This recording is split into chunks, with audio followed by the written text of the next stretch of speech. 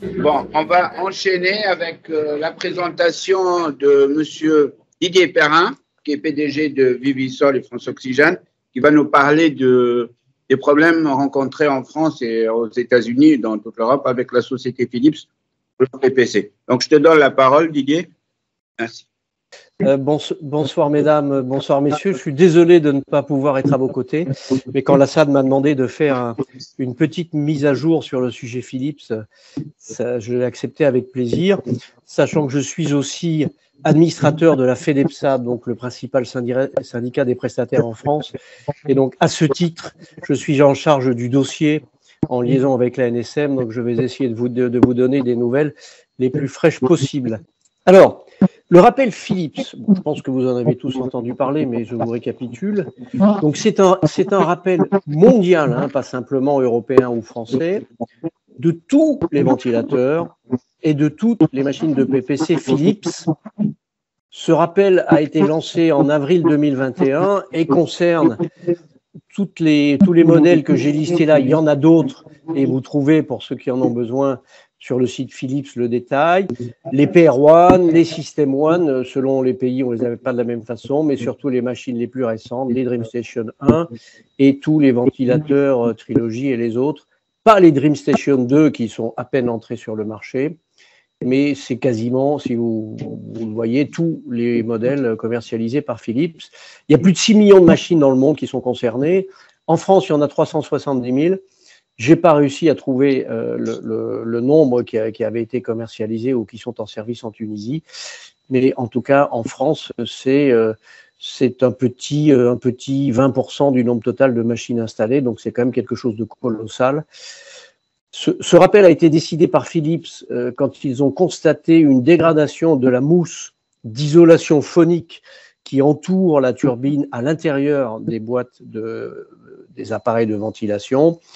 Et cette mousse, apparemment, selon certains critères de température élevée, d'hygrométrie élevée et selon les modes de désinfection, notamment les modes de désinfection à l'ozone qui sont peu employés en Europe mais qui peuvent peut-être être employés ailleurs, cette mousse, avec le temps, peut se désagréger très progressivement.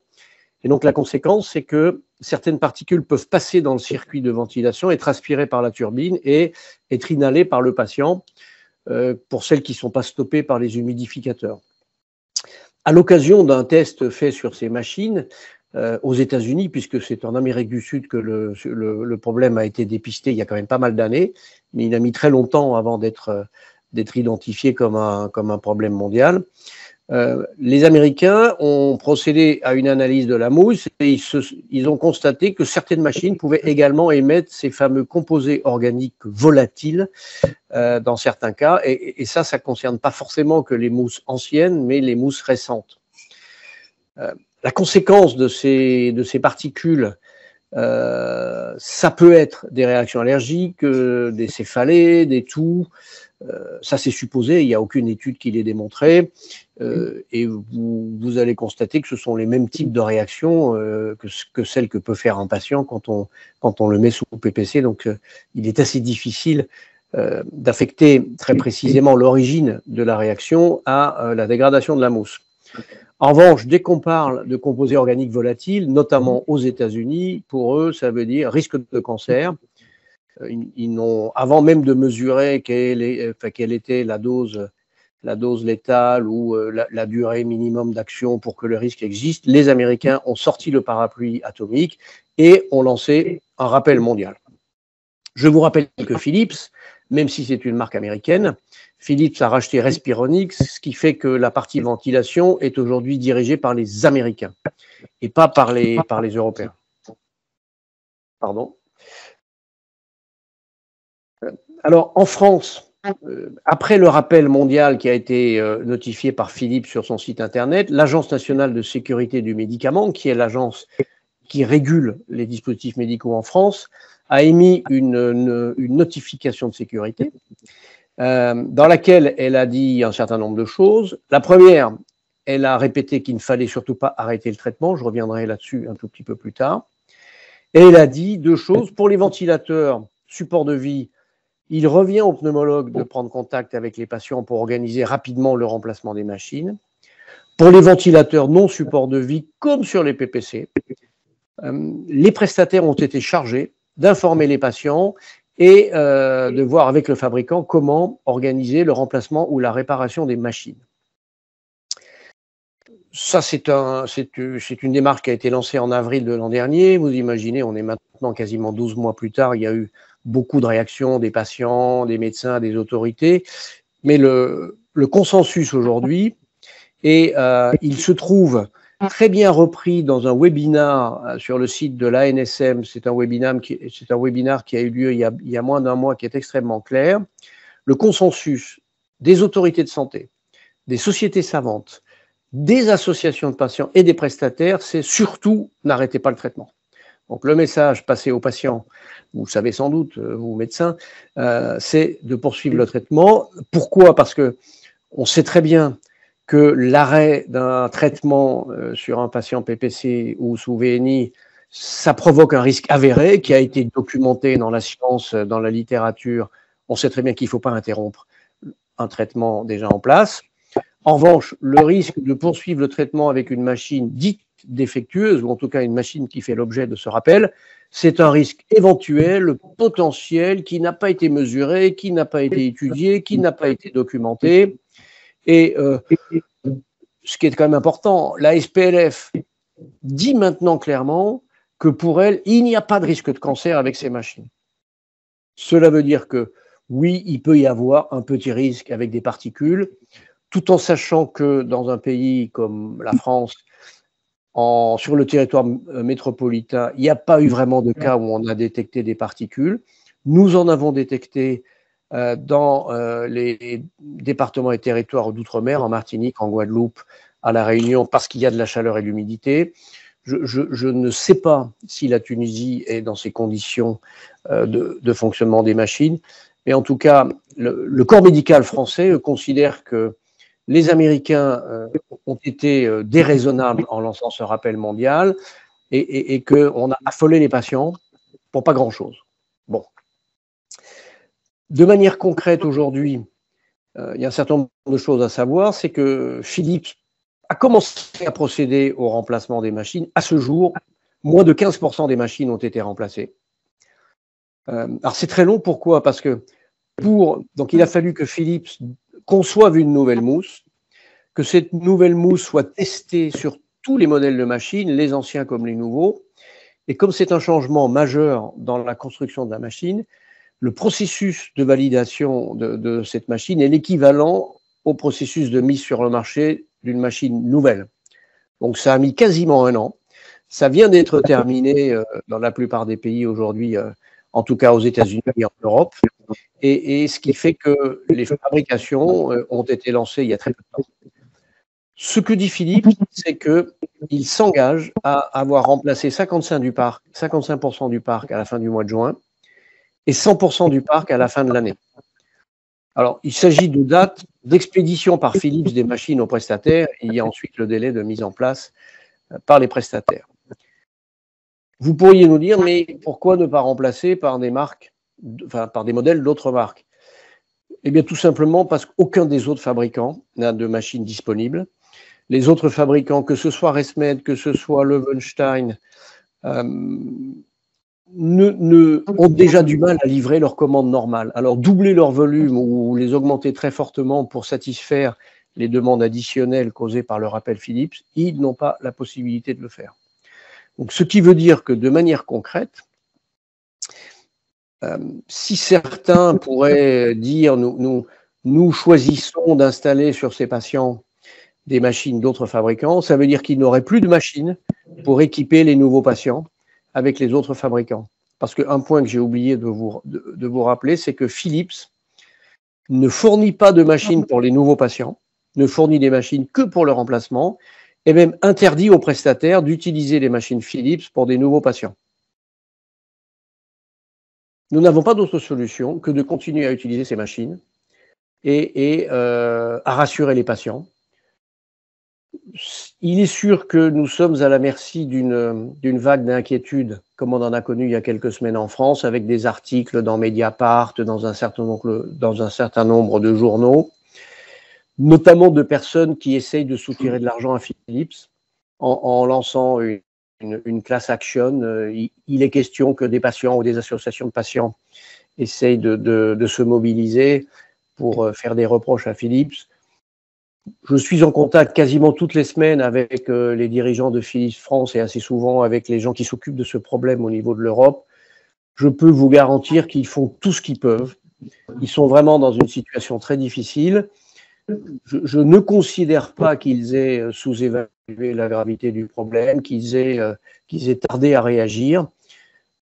J'ajouterais même que notre intérêt à nous tous, prestataires et médecins, ça n'est certainement pas que Philips disparaisse du marché à terme. Parce que si Philips disparaît du marché, il n'y aura plus que ResMed sur le marché. Et ce jour-là, vous comme nous serons pieds et poings liés face à ce fabricant qui a une taille mondiale, qui peut très bien décider de fixer ses règles, de dicter sa loi, tant sur le diagnostic que sur l'appareillage. Donc si j'ai un message à vous passer, et je sais que les pneumologues français l'ont très bien compris, c'est ne tirons pas sur l'ambulance, rassurons les patients, ils ne courent pas de risque. Nous avons interrogé la NSM pour savoir si ils préconisaient des priorités de changement des machines. En gros, nous recevons un certain nombre quelques centaines de machines toutes les semaines ou tous les mois. Nous leur avons demandé sur quels patients souhaitez-vous que nous les installions en priorité. Faut-il les installer sur les patients les plus âgés, sur les patients qui ont la machine depuis le plus longtemps, sur les patients qui ont des comorbidités?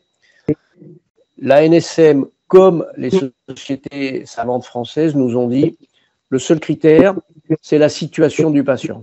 En gros, le patient extrêmement anxieux par ce rappel, le patient qui menace d'arrêter son traitement ou qui aurait arrêté son traitement, vous pouvez, si vous n'arrivez pas à le rassurer, vous pouvez lui changer la machine. Ce que je peux vous dire aussi, c'est qu'à la suite de l'affolement qui a été provoqué par les articles dans la presse il y a 3 semaines, un mois, pendant une semaine, nos standards ont été submergés d'appels, probablement celles et ceux qui exercent dans le monde francophone aussi. Ça s'est très vite calmé, c'est retombé au niveau normal aujourd'hui. Et je dois dire que quand nous avions des appels, plus de la moitié des patients étaient rassurés par le fait que nous nous engagions à leur remplacer les machines, dès que nous en aurons de disponibles, bien évidemment. Et quand on leur disait que tant l'Agence de sécurité du médicament que les sociétés savantes avaient recommandé de poursuivre le traitement, la très grande majorité des patients acceptent de poursuivre le traitement. Ceux qui ont un problème, ceux qui ne veulent pas, ceux qui sont inquiets, aujourd'hui, à ce jour, on est capable de leur remplacer les machines. Je dis bien à ce jour, parce que si les autres fabricants, ResMed et Löwenstein, continuent à nous livrer aussi peu de machines qu'aujourd'hui, on ne peut pas exclure que dans les semaines et les mois qui viennent, nous n'ayons pas de machines pour appareiller les nouveaux patients.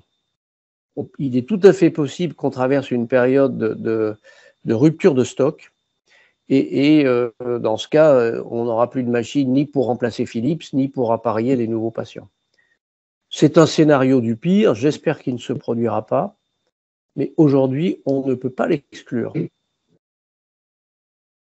Voilà. C'est pour ça qu'un certain nombre de prestataires a sollicité les médecins pour demander l'autorisation de désappareiller les patients non observants. Vous avez un certain nombre de patients qui ont des machines utilisées très peu de temps, voire pas utilisées du tout. Donc ces patients-là, nous essayons en ce moment de récupérer les machines qui dorment chez les malades pour pouvoir les mettre à disposition de nouveaux patients. Mais ça représente un très faible nombre de patients. Donc ça n'est pas ça qui va permettre de régler le problème du rappel Philips. Voilà, nous suivons la solution toutes les semaines avec Philips. Et je dois dire que je ne suis pas encore complètement certain que leurs engagements de livrer 55% des machines en juin et 100% à la fin de l'année pourront être respectés. J'ai fait très court, j'espère que ça n'a pas été trop rapide. Si vous avez quelques questions, je serai heureux d'y répondre.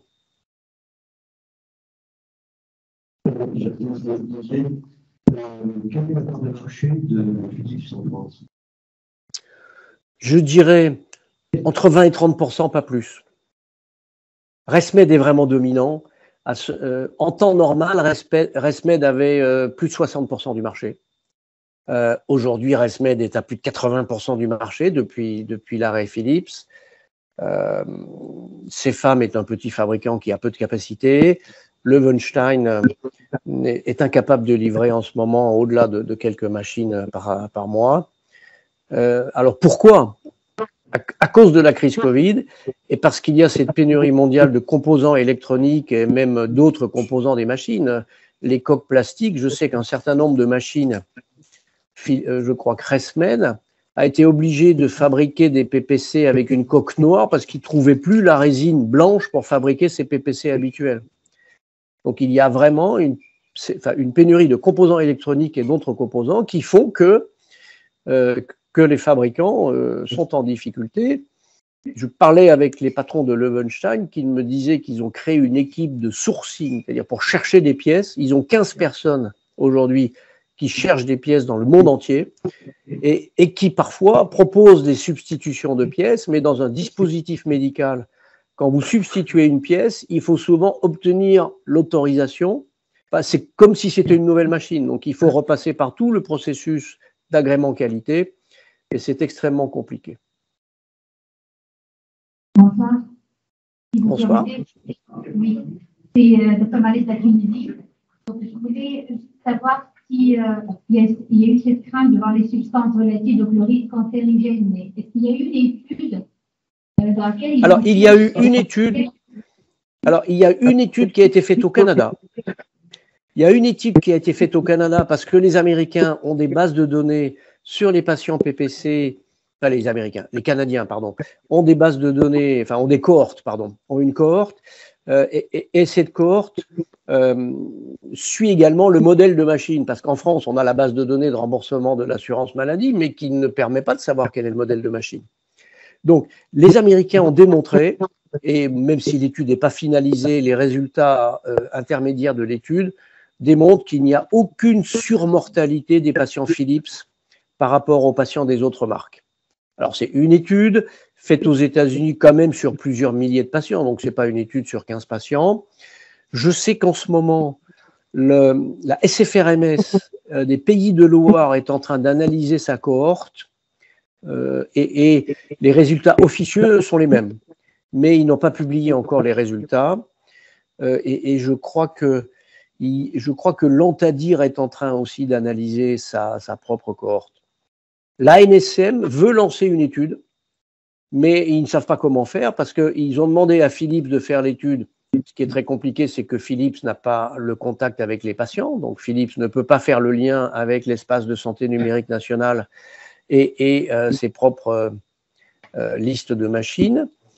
Et donc actuellement, l'ANSM demande aux prestataires de quel historique nous disposons dans nos systèmes d'information pour essayer de faire une étude rétrospective sur les utilisateurs de machines Philips. Nous sommes les seuls à savoir quel patient utilise quelle machine ou a utilisé quelle machine pendant combien de temps. Mais dans tous les cas, ces études vont mettre du temps et il ne faut pas s'attendre à des résultats même préliminaires avant une année.